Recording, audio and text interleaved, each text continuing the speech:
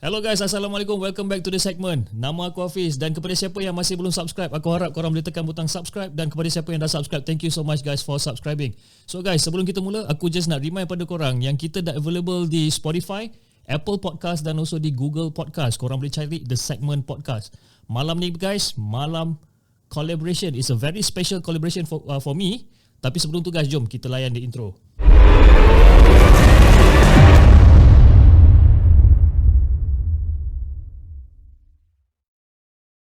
أعوذ بالله من الشيطان الرجيم لو أنزلنا هذا القرآن على جبل لرأيته خاشعا متصدعا من خشية الله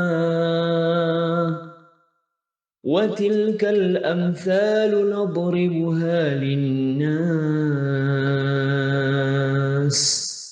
لعلهم يتفكرون صدق الله العظيم.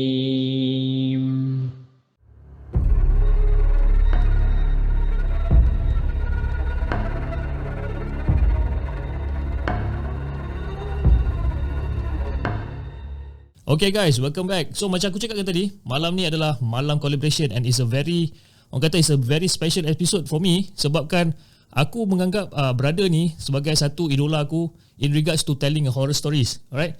And sekarang Alhamdulillah dia berada dalam talian sekarang. Jom kita cakap dengan dia. Hello bang, Assalamualaikum. Waalaikumsalam. Apa khabar Hafiz The Segment? Waalaikumsalam. Alhamdulillah bang, baik. And abang apa khabar? Saya okeylah, sihat dan busy lah, agak sibuk sedikit dengan anak-anak.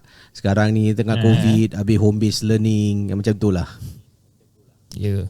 So bang, mungkin penonton-penonton di segmen mungkin ada yang kenal, and I'm very much sure probably 99% kenal siapa abang Casey ni sebenarnya kan. Tapi untuk that one particular percent yang tak kenal tu, probably you would like to introduce yourself to the audience. Yang kenal saya 20% je.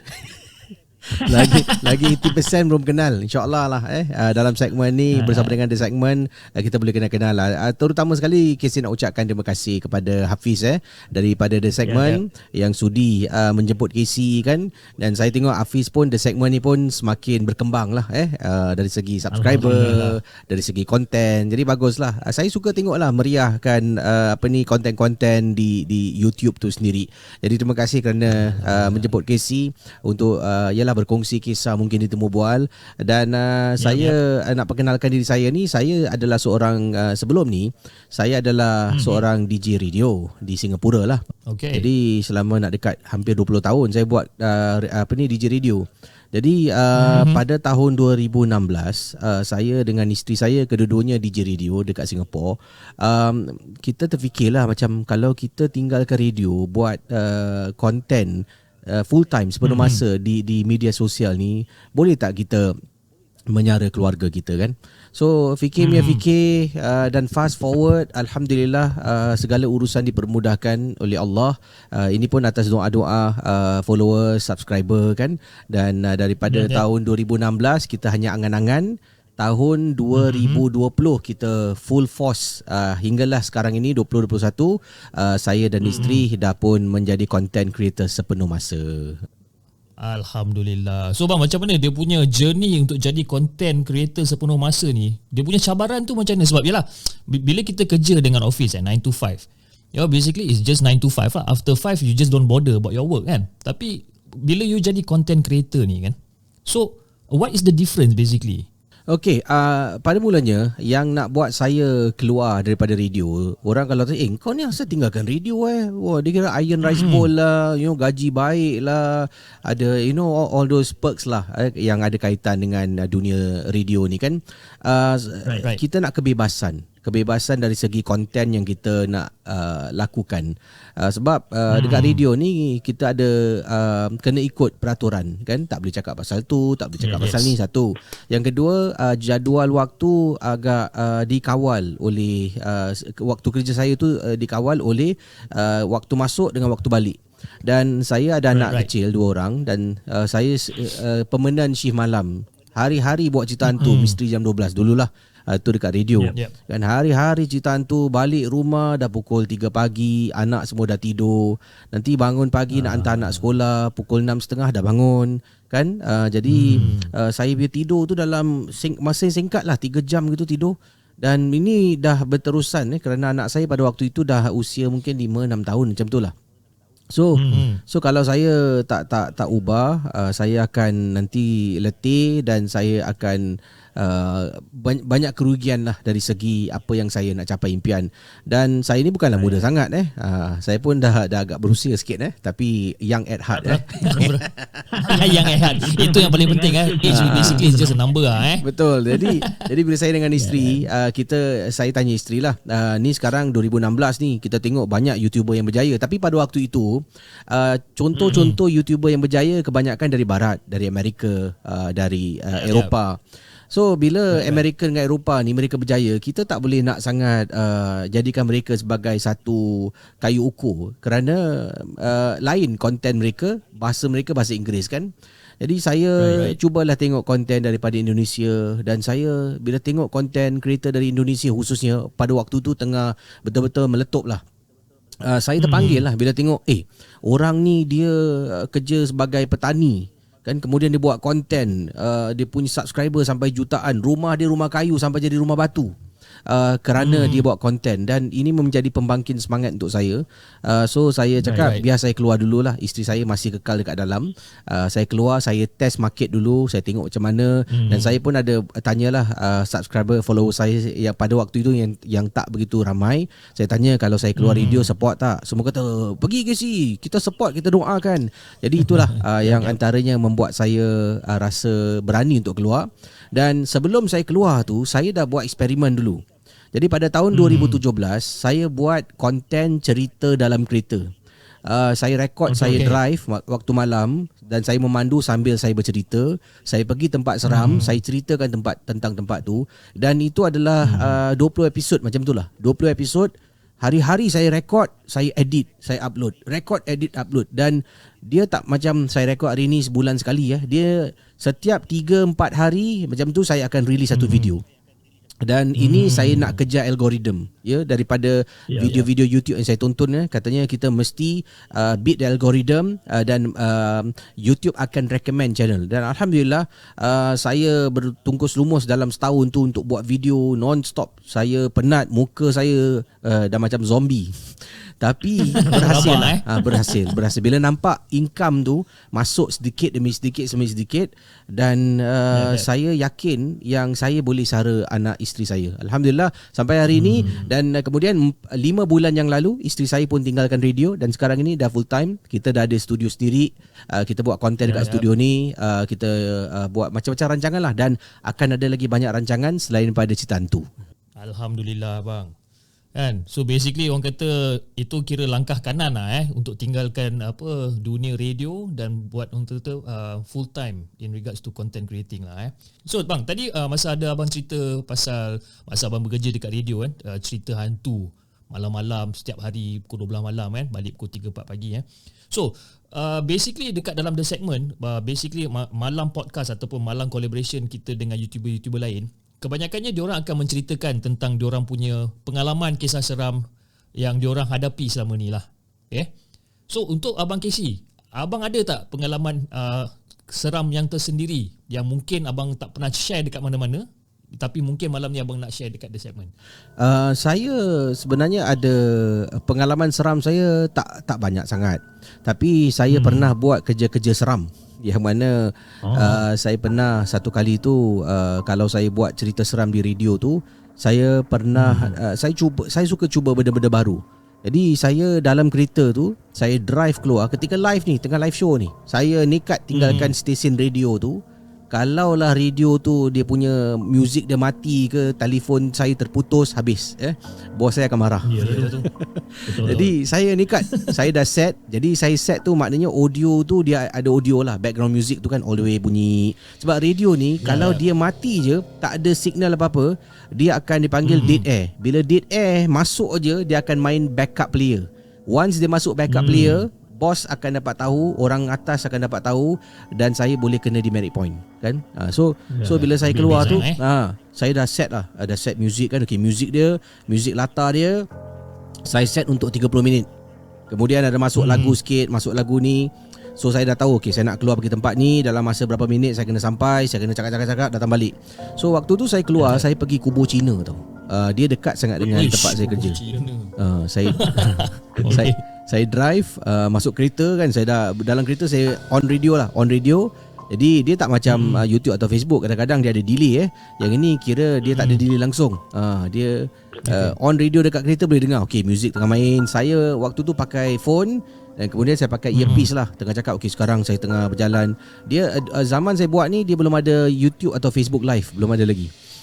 Jadi saya keluar kan, dia kata okay, sekarang saya sedang berjalan. Saya describe lah apa saya buat. Saya jalan dekat koridor menuju ke kereta, saya masuk kereta, saya ceritakan. Dan bila saya drive dekat kubur Cina saya nak pergi ni, saya macam rasa takut lah. Rasa seram pun ada. Saya bukanlah solo ambush dia lain sikit Solo ambush tu dia punya level lah lain hati kering apa tu gila betul kan. Jadi saya pun drive lah. Saya drive sambil saya memandu tu, saya cerita. Jadi cerita ni sebelum tu saya dah hafal. Bukan hafal seluruh ceritanya, saya dah hafal intipati sedikit lah, cerita dia tentang apa. Dan saya berkongsi ibarat saya beritahu kawan saya cerita yang saya dengar. Jadi taklah bunyi dia macam saya bercerita kan. Bunyi dia lebih pada saya sharing. So saya share lah cerita tu, saya share beberapa cerita.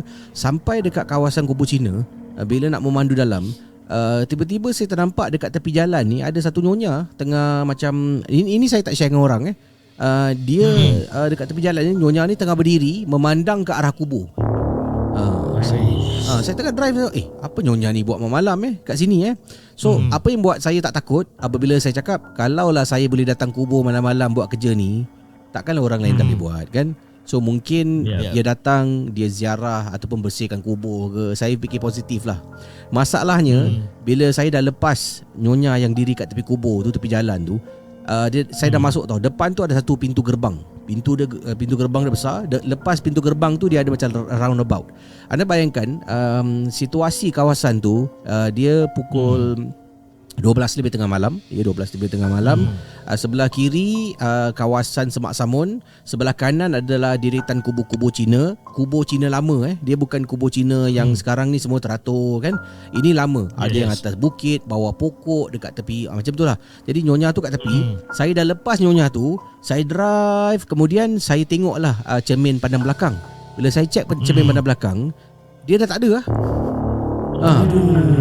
Dia dah tak ada. Dan saya tengah cerita tapi waktu tu live saya tak cakap ada benda ni berlaku. Sebab pada saya jangan tegur lah. Sebab tu saya tak cakap live. Betul lah tu. Takut nanti kalau kita macam guys, okay, ni tengah drive, tadi ada nyonya ni hilang guys. Kalau dia ikut saya balik macam mana? Jahanam. Jadi saya sampai dalam tu kan, saya kata ada roundabout kan, saya tak masuk dalam pun. Saya tak teruskan lah untuk masuk ke dalam kawasan kubur yang lebih dalam lagi. Saya hanya main dekat bahagian luar tu kan. Kat luar tu saya berhenti sejenak dekat tepi pintu gerbang tu. Saya cerita-cerita sikit, okay, saya dekat kubur gini, saya tengah buat ni. Terus saya pusing. And then bila kita pusing roundabout tu, kita nak keluar balik, nyonya manalah boleh lari laju kan. Betul. Kalau dia lari laju pun saya akan nampak dia lari. Pasal kawasan tu, jalan nak keluar tu memang jauh. Jadi saya dah pusing, saya jalan, saya yakin yang nyonya tu dah hilang dah. Dan bila saya tengok tak ada, nasib baiklah saya terus patah balik ke studio, iaitu konti saya lah, untuk teruskan rancangan seram waktu tu. Weh, tapi boleh tahan juga Abang Casey kira macam berani juga tinggalkan konti, lepas tu just orang kata nak buat konten di luar kan. What if kalau something happen on that particular night kan? Masak babe. Saya tawakal lah. Sebab saya waktu tu, saya kalau buat konten, saya ada satu perangai ni yang saya tak suka. Saya punya konten tu macam every day is the same. Nanti kalau dalam jangka masa waktu tertentu Saya rasa okay, dah nak dekat sebulan lebih ni aku buat benda sama je.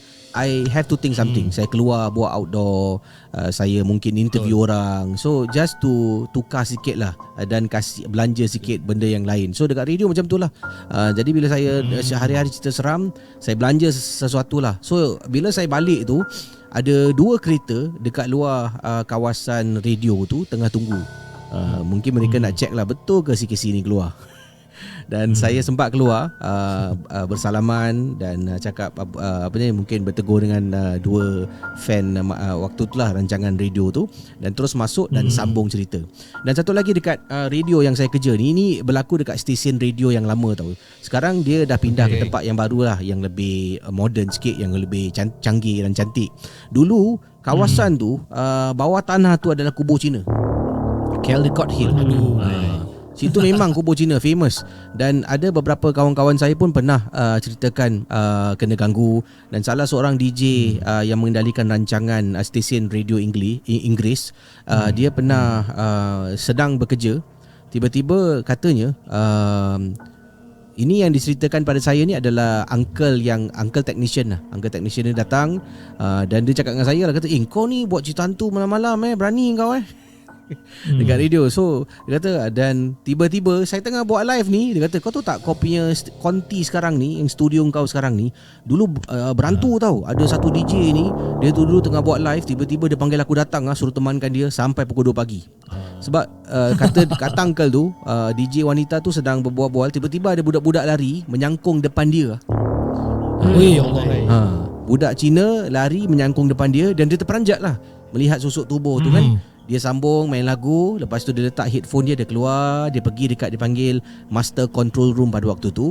Dia panggil uncle ni. Uncle ni datang kata, boleh temankan aku tak masuk balik dekat studio, kau duduk dalam studio sampai aku habis kerja. Kalau tak, aku tak nak habiskan kerja aku. Jadi itulah cerita tu uncle tu bilang saya ketika saya sedang bekerja pada malam tu. So masa malam tu memang apa orang kata pening kepala juga pergi macam-macam ni. Saya macam uncle ni, tapi alhamdulillah so far bila saya kerja tu, biasalah kadang-kadang rasa terdengar benda jatuh ataupun pernah barang jatuh. CD dulu kita pakai CD tau. Di konti lama. Sekarang kita semua all dah masuk MP3, wave lah, semua dalam komputer. Dulu CD dekat belakang saya ada banyak rak-rak CD. Jadi tengah live ni, tengah berbual-bual, kerbong, CD jatuh. Dan CD jatuh satu hal. Nak kena kemas lagi kan. Tahu tak apa. Dan saya ada jugalah macam bila buat rancangan seram ni kan, ada orang-orang yang mula nak jumpa saya, yang nak kasih saya hadiah, open and close inverted comma. Dia kata, ini pakai ni, ini untuk pendinding ni, ini letak dalam konti, ini boleh tabur ni. Ini saya nak hormati orang tu, saya ambil aja lah. Kemudian saya tak pakai pun, saya buang aja. Itulah dia kan. So basically bila sekarang abang dah dah masuk in dunia YouTube secara full time kira sekarang ni abang ni everyday kita buat malam seram everyday pukul 12 malam kan. So bila macam Hafiz macam Hafiz, kalau macam saya nak buat show, kalau saya buat live malam podcast, saya akan start dalam pukul 10 malam sebab saya tak berani nak pergi go beyond 12 midnight tau. Okay. Tapi in your case, you buat pukul 12 malam, kadang-kadang sampai pukul 1 pagi, 1:30 pagi kan. So pernah tak in your YouTube career life pernah diganggu masa buat live malam seram ni? Bunyi-bunyi lah. Nampak tu saya sebab saya buat rancangan live saya ni ada 2. Satu di rumah saya ada buat satu studio kecil. Lazimnya dekat rumah lah. Sebab waktu tu bila saya dah habis live je, saya buka baju terus tidur kan. Dan sekarang ni kalau Hafiz interview Casey ni, Casey berada di studio, di office saya. Jadi kalau dekat rumah, alhamdulillah tidak ada sebarang gangguan berlaku. Cuma kadang-kadang rasa meremang lah, tiba-tiba meremang kan.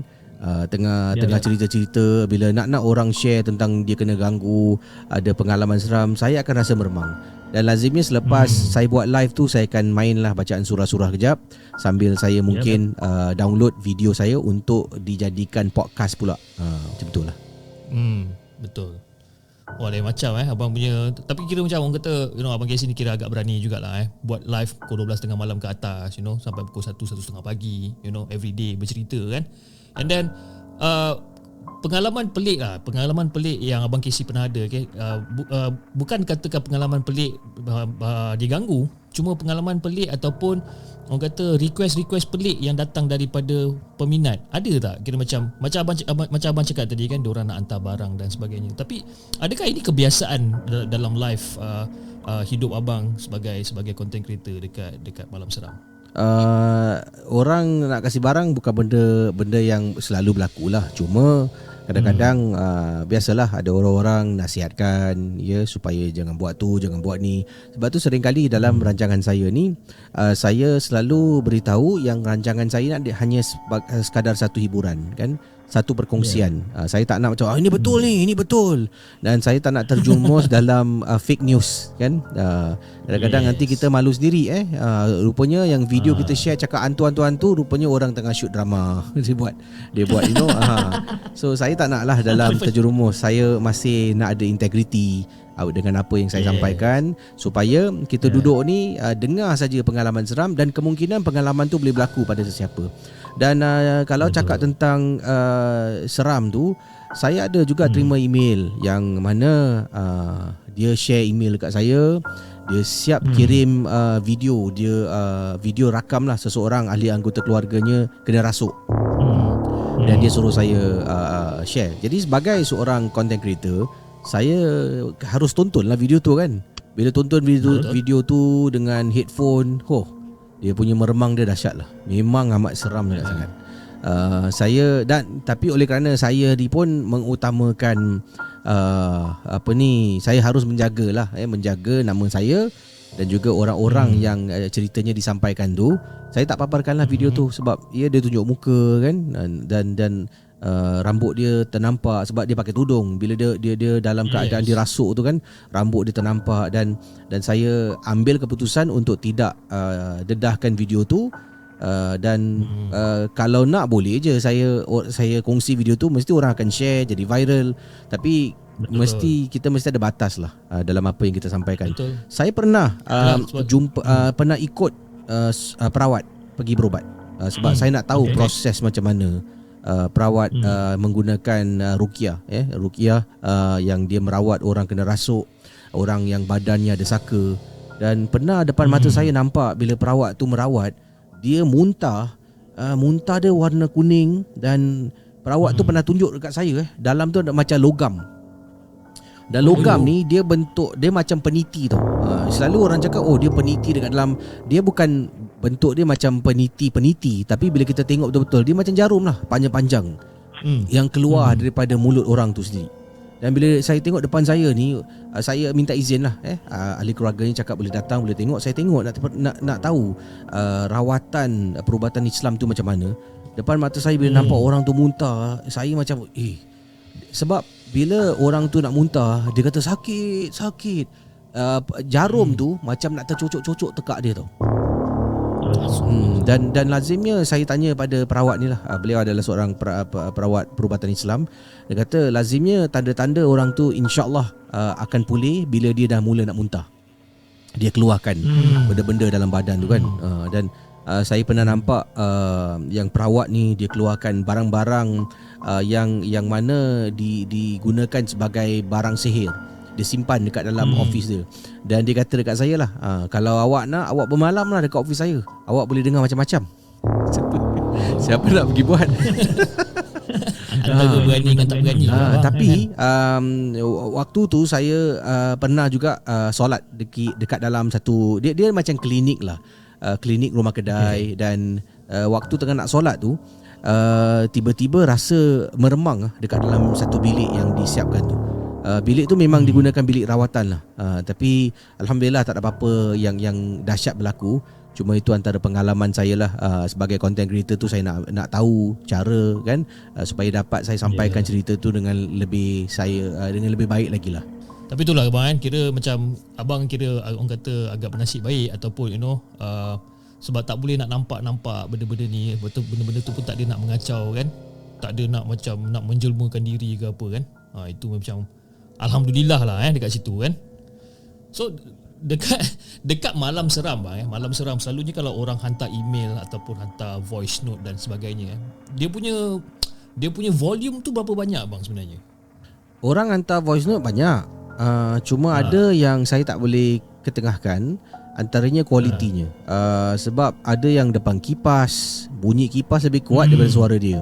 Ada pula berbisik. Ada macam berbual dengan boyfriend dengan girlfriend, dia berbisik sangat. Cerita saya kasih. Macam mana kan? Nanti orang akan marah lah kan. Saya kena kawal kualiti, dalam masa yang sama saya pun perlu inti daripada perkongsian para penonton malam seram. Tapi ada yang kirim berkali-kali, kesian pula. Saya tetaplah lepaskanlah selepas beberapa kali dia kata, Casey mainkanlah audio saya kan. Saya dalam malam seram ni, bila saya buat setiap rancangan malam seram, saya akan ambil masa lebih kurang paling sikit 1 jam. Saya buka email dan saya akan cari cerita. Saya akan baca dulu cerita-cerita dia.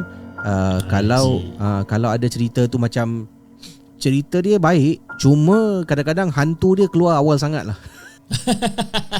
Kan belum apa-apa dah climax kan. Saya akan saya dan bila saya tambah sesuatu, saya akan beritahu penonton yang saya tambah dialog, dan jalan ceritanya tak larilah. Cuma saya kata ni saya tambah dialog sikit untuk kasih lebih suspense, untuk tambah rencah kan, supaya bila yang mendengar tu seolah-olah macam menonton sebuah filem seram macam tu lah, dengan sound effect macam tu.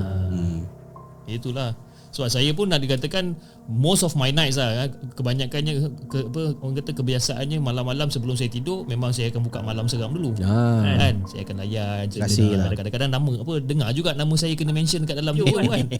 Benda yang baik-baik je lah. Saya senyum lepas tu nanti senyum sorang-sorang kan. Jadi kalau buat rancangan malam seram ni, kadang-kadang saya akan cubalah penyampaian yang lain sedikit. Kadang-kadang saya rasa malam tu nak buat tema, saya cari tema lah. Tema ada cerita-cerita seram berlaku ketika memandu. Saya akan cari email, sebab saya punya email, 1000 email saya dapat daripada penonton malam seram. Dan saya kena pilih lah mana yang baik, mana yang mungkin kurang baik. Tapi dalam ribuan tu tak semua hebat. Ada juga yang cuba bergurau kan. Tiba-tiba dekat ujung dia rupanya lawak. Jadi saya kena tapis lah. Ada saya kena tapis. Kalau macam saya punya case pula, kalau orang hantar email kisah seram kan, saya buat macam satu Google Form lah, Google Form untuk diorang isi nama, nombor nama, email, umur dan tempat dia. And then bila diorang bercerita, dia cerita one liner je. Saya ada satu kisah seram yang saya demam 3 hari. Lepas tu sampai situ je. Saya pun macam, alamak, macam mana aku nak baca cerita tu kau ni? Tak payah juga. Dah terpaksa delete macam-macam kan. And then kebanyakannya macam ada juga orang-orang yang bawah 18 tahun, yang umur 8 tahun, 9 tahun pun hantar cerita hantu juga. Ini cerita hantu yang bukan yang kebiasaan yang kita dengar. Macam selalu yang kita dengar kebiasaan yang pocong, pontianak dan sebagainya kan. Yang saya ingat satu cerita tu yang dia kata, saya duduk dalam kereta, saya pandang belakang cermin, ada zombie 3 ekor tengah kejar saya. Lain. Zombie susah. Saya rasa sebab tu kita kalau sampaikan cerita seram ni, saya selalu buat quality control. Dan dalam cerita saya, setiap hari saya live ni, saya tak boleh semua kasih cerita best. Betul. Jadi saya kena balance. Okey, kalau saya kongsi 10 cerita pada malam tu, 3 cerita tu yang dia punya grade AAA lah kan. Yang lain ada grade A, grade B, dan ada juga cerita yang kelakar seram. Maknanya dalam seram tu ada kelakarnya, supaya orang tak jelak dan tak jemu mendengar rancangan ini. Jadi kita sebagai seorang producer, kita kena pandailah menyusun supaya dia menjadi satu rancangan yang boleh dinikmati oleh ramai orang. Dia tak boleh macam serius all the way, seram gitu. Lama-lama orang akan bosan. Memanglah seronok dengar. Betul. After a while sama cerita dia. Jadi kita break from that cycle. Supaya kadang-kadang saya masuk macam sound effect, saya gunakan sound effect. Contoh Apa khabar semua? Selamat datang ke rancangan Malam Seram. Itulah. Bergemang bulu rumah ni. Dan bila saya buat rancangan Malam Seram ni, Saya saya nak share satu lagi pengalaman. Saya pernah drive memandu. Waktu tu saya nak pergi ke satu tempat. Kat mana saya lupa lah. Kejap saya rasa dekat Kubur. Saya nak pergi Kubur lah. Hanya drive waktu malam drive. Cuma nak ambil POV. Video POV tu saya letak kamera dekat depan dashboard kereta tu kan. Saya hanya drive lah. Drive. Saya nak buat POV. Waktu tu saya dah masuk Kubur. Tiba-tiba saya rasa tak sedap hati lah. Saya rasa macam ada something tau. So saya ni pun boleh berhentikan kereta saya. Saya boleh keluar. Saya keluar daripada kereta. Dan masalahnya tempat yang saya berhenti ni, dia tak ada pokok tau. Dia macam tanah lapang. Semua kubur. Kiri kanan semua kubur Islam lah. Semua kubur. Kubur yang ini yang kubur ni yang dah disusun lah, yang cantik lah. Bukan kubur lama lah, kubur-kubur baru ni. Dan saya keluar. Saya nak tengok lah pasal tiba-tiba buka je pintu. Bau wangi lah. Dan bau wangi ni dekat kubur pukul berapa waktu tu pukul saya rasa 1 pagi agaknya. Meremang bulu roma. Saya pun masuk kereta lah nak patah balik ni. Masalahnya bila nak patah balik, kubur tu dia laluan macam one way tau. Jadi saya kalau nak buat 3-point turn susah sikit sebab belakang tu ada longkang kiri kanan. Saya kena jalan sampai simpang 4 baru saya boleh buat 3-point turn, macam U-turn balik lah untuk keluar jalan. Dan saya masih ingat lagi, ini teringat ni, dia bau wangi lah. Macam dia macam bau, dia wangi dia semacam lah. Dan dia wangi seram tu. Kalau awak bau je kan, awak terus meremang. Dia bukan bau minyak wangi Estee Lauder ke Calvin Klein ke, tak. Dia memang bau wangi dia yang meremangkan. Bau wangi macam bunga melur ni. Saya tak pasti, tapi memang saya buka pintu keluar je, tiba-tiba asal tiba bau wangi je ni. Itu Fatimah Rockers tu dengan kat situ. Itulah. Saya pernah tanya juga beberapa orang kata ni ada Fatimah Rockers yang datang. Dan saya pernah pergi dengan perawat. Waktu tu kita nak buat reki untuk kita nak buat satu night dia panggil apa, night tour. Jadi kita sewa bas dan peminat-peminat boleh ikut kita lah, naik bas. Dalam bas tu saya ada perawat ni yang akan berkongsi cara-cara rawatan Islam, kalau kena rasuk nak buat apa. Dalam masa yang sama kita akan memandu, kita akan jalan pergi ke tempat-tempat di Singapura yang dikatakan angker ataupun yang berhantu. So kita drive waktu tu, saya ikut perawat ni lah. Perawat ni pun pergilah dekat kubur juga ni. Ini di Pusara Aman. So kita berbual dan dekat sini saya nak pakai perawat tu katalah, kita nak tunjukkan ada satu keramat dekat sini. Keramat ni. Jadi kita betul-betul park dekat tepi keramat ni. Tengah berbual-bual, tiba-tiba bau wangi datang. Dan pakar tu kata, okey, kita beredar dari sini, jom masuk kereta. So saya dah bau dah. Saya tahulah dia pun bau juga kan.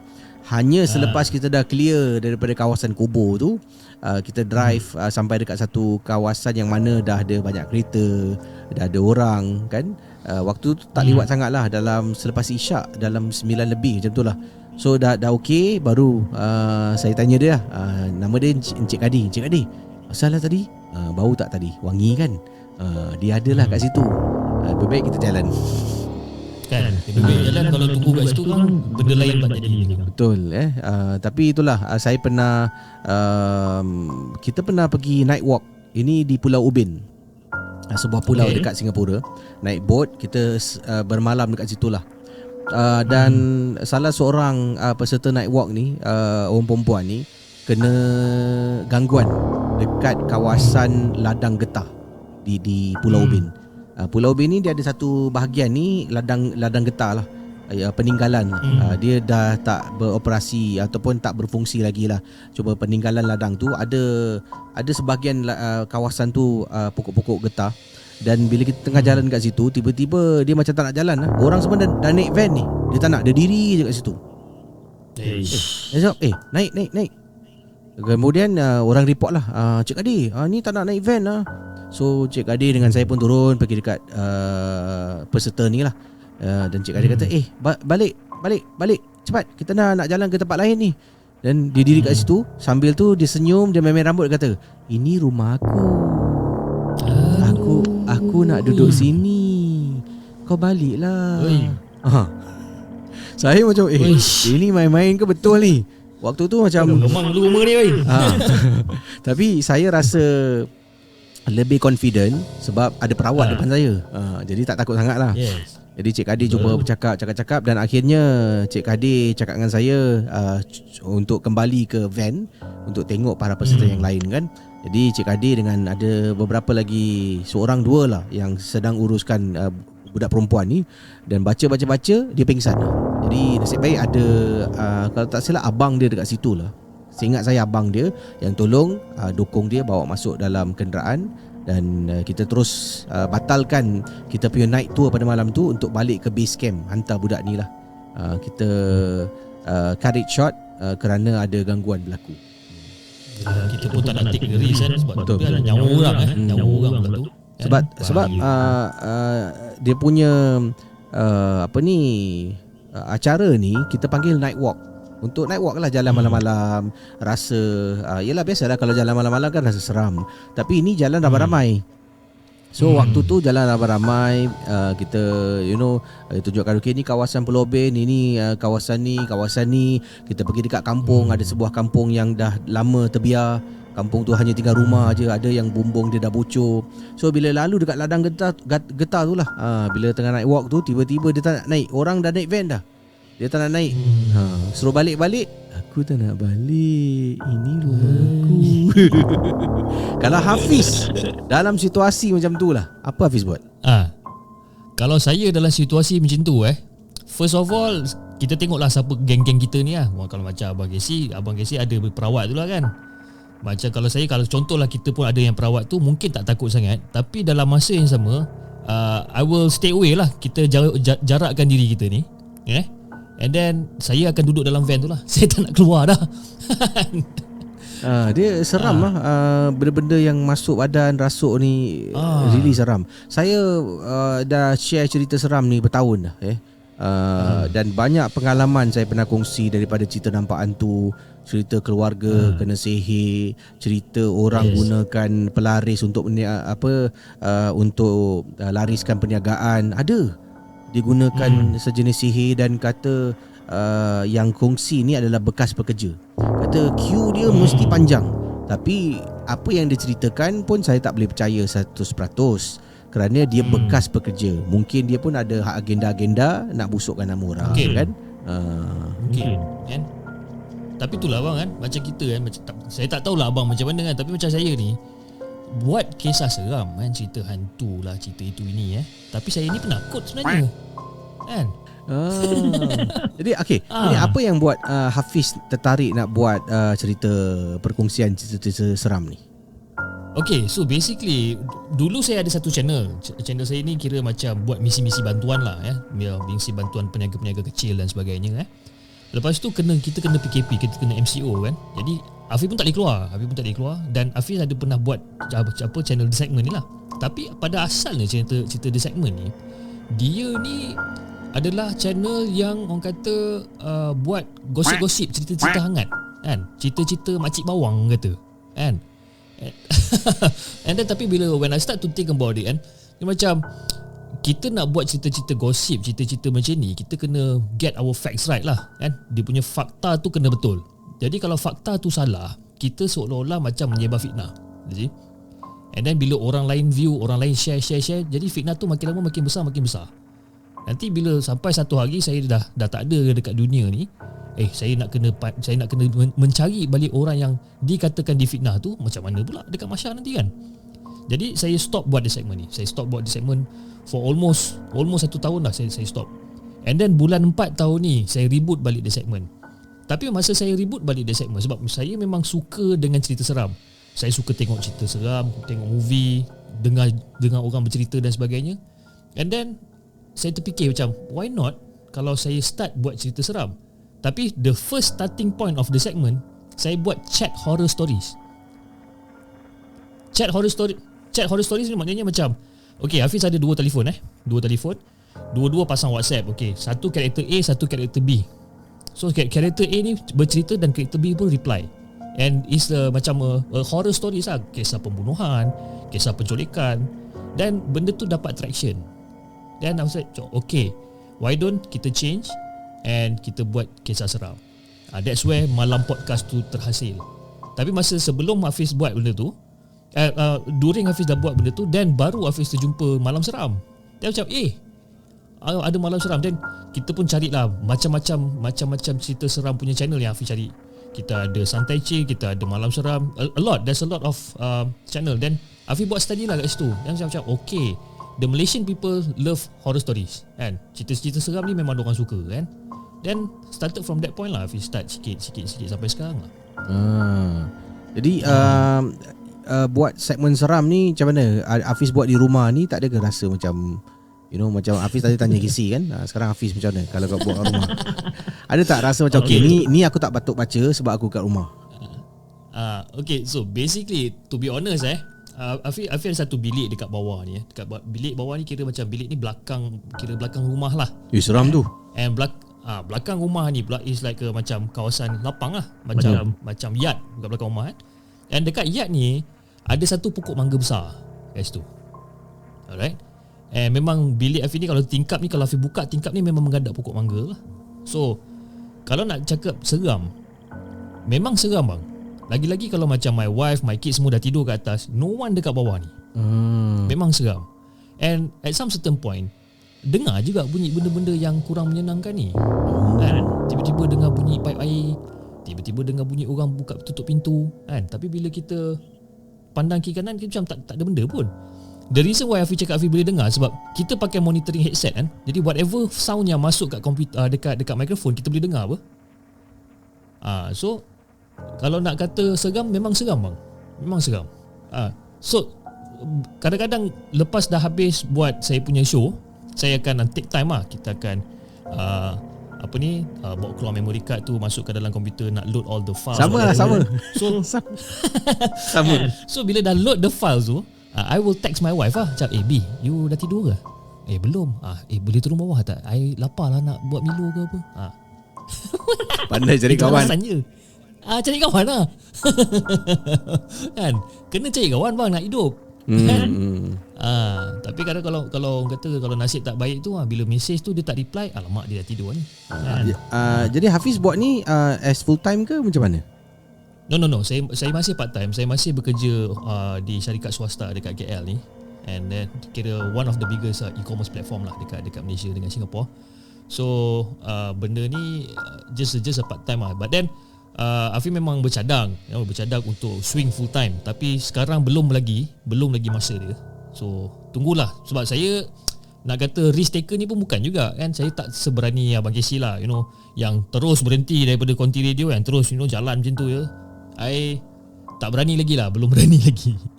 Saya itulah saya pun tak tahu macam mana saya buat. Tapi Alhamdulillah perjalanan daripada hari pertama content creator tu sampai sekarang tu Allah permudahkan. Saya rasa bersyukur. Alhamdulillah. Kan? Itulah.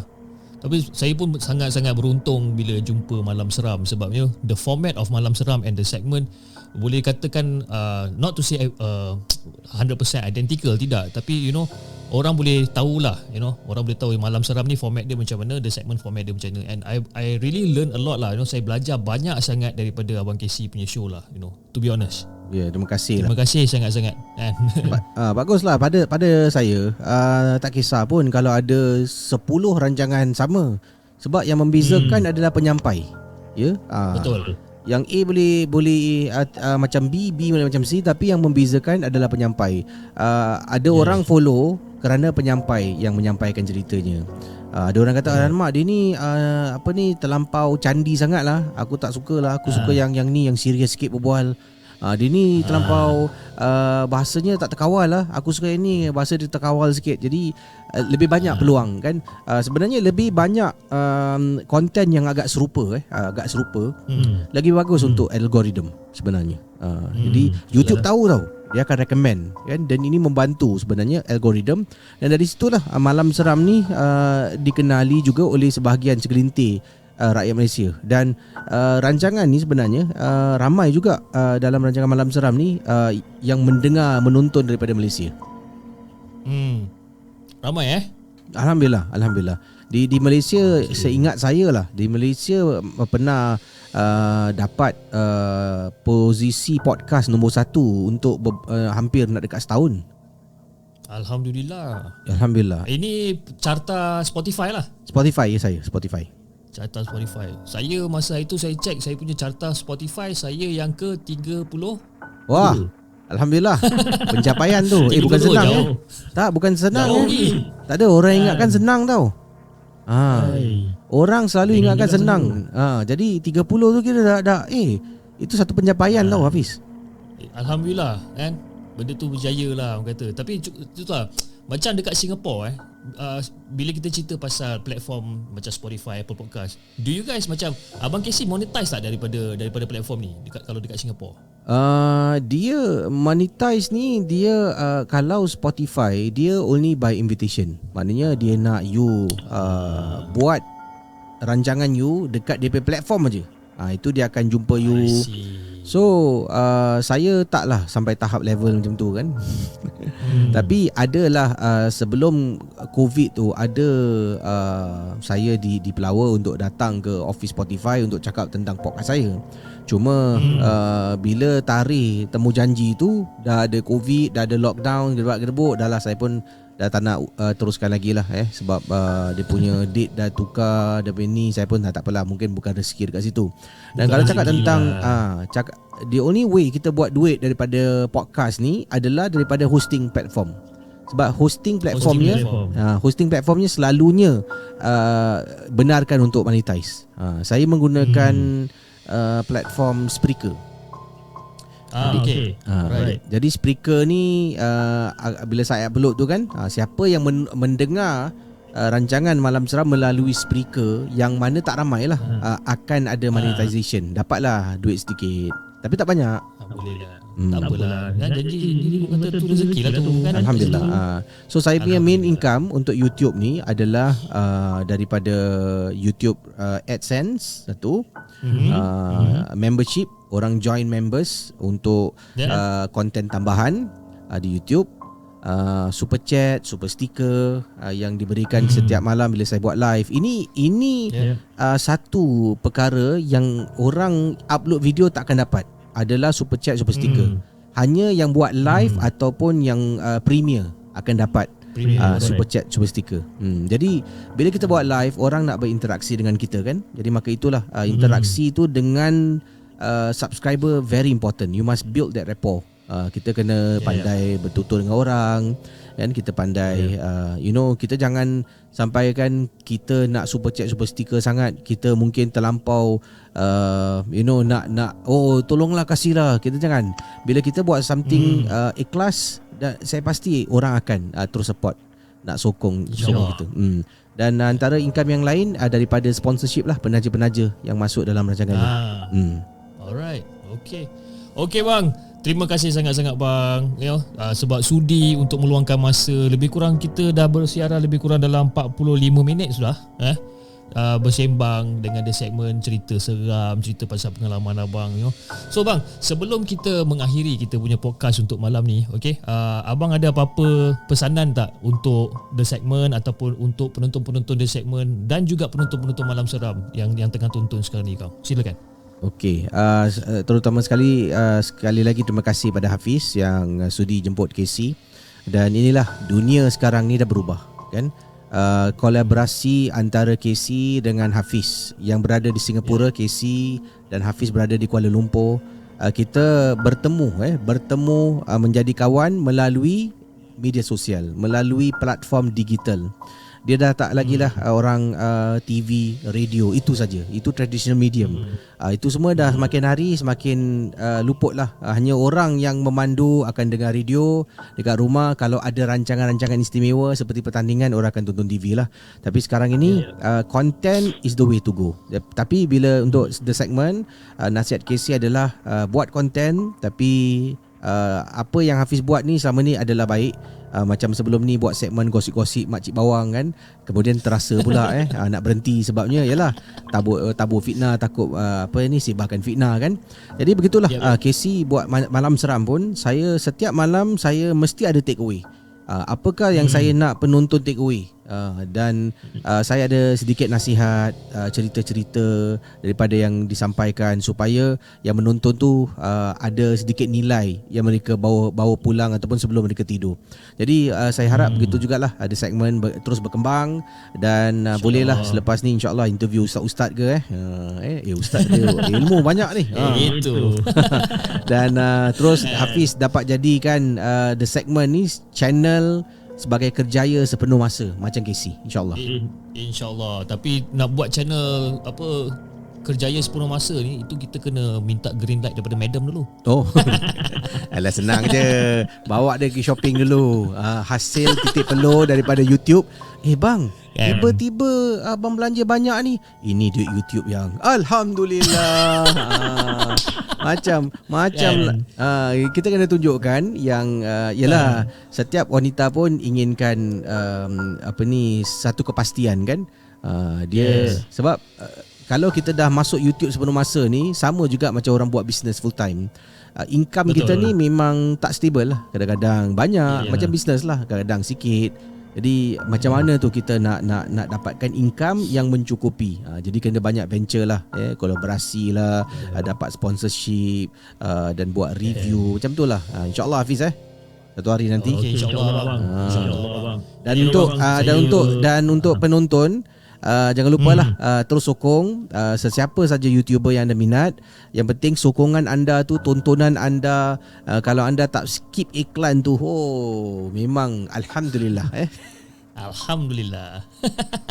Lain macam dia punya idram tu. Alhamdulillah. Idram bila runna. Okey bang. Anyway bang, saya pun nak ucapkan terima kasih lagi sekali untuk abang sebabkan sudi luangkan masa dengan The Segment, dan juga orang kata menjadi salah satu sumber inspirasi bagi The Segment untuk menghasilkan konten-konten yang lebih baik di masa yang akan datang. Okey bang. Dan bang, lagi satu, saya punya geng-geng moderator saya dengan geng-geng TS unit, The Segment unit, okey, The Segment unit, diorang kirim salam kat abang. Waalaikumsalam. Terima kasih Okay. Okeylah.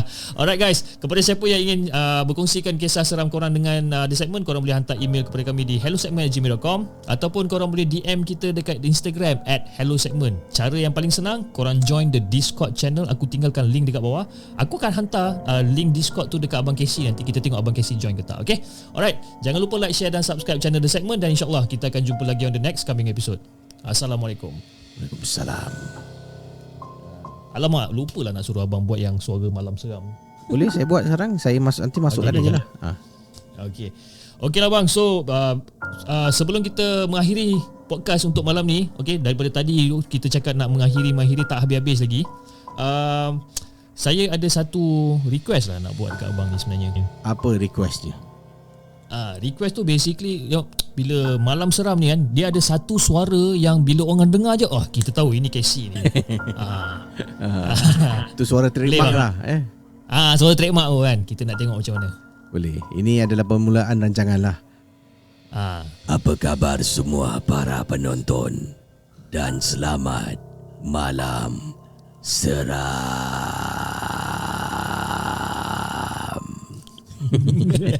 Wih, seram. Dengar suara pun dah seram dah kan.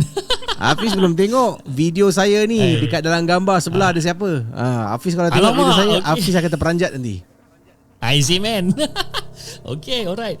Okay guys, kepada siapa yang ingin kongsikan kisah seram dengan The Segment, korang boleh hantar email kepada kami di hellosegment@gmail.com, ataupun korang boleh hantar DM kami di Instagram @hellosegment, atau korang boleh join Discord channel The Segment. Aku akan tinggalkan link di bawah. Aku akan ambil link ni dan aku akan share dekat Abang Casey, dan kita tengok sama ada Abang Casey up for it ke tak. Okay, jangan lupa like, share dan subscribe channel The Segment, dan insyaAllah kita akan jumpa lagi on the next coming episode. Assalamualaikum. Waalaikumsalam.